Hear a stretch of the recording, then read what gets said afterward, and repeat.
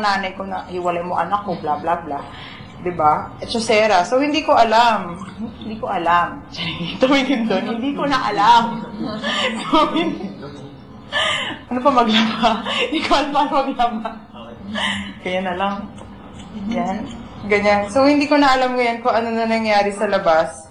Hindi ko na alam kung okay pa rin, maging okay pa rin kami ng parents ko. Sana habang nandito ako, unti-unti naman nakikita ng mga magulang ko na kaya ko rin naman mag-achieve in my own way na kasi kahit di ako matalino, bobo ako sa school, wala akong award. As in, sa bahay namin wala akong medal. Yung nanalo lang ako ng beauty pageant.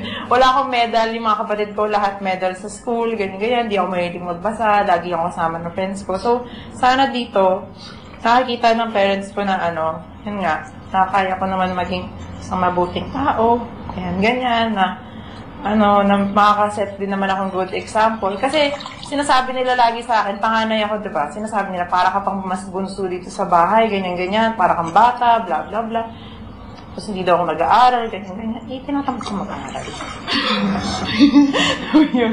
So, yun, sana lang hindi sila peste. Oh my God, mommy, I love you. And my dad. So, yun, hindi naman sila peste. Siguro naman nung habang nandito ako, medyo naisip naman nila na na kaya ko rin naman gawin. Kaya ko rin naman mag-achieve or kaya ko rin, Kaya ko rin naman, ayoko masira damit ko. Kaya ko rin naman,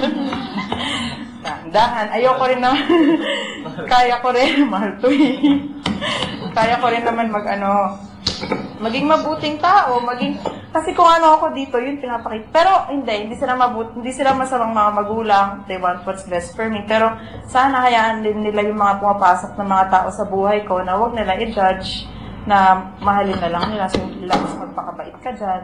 So, kung hindi, ito yun doon.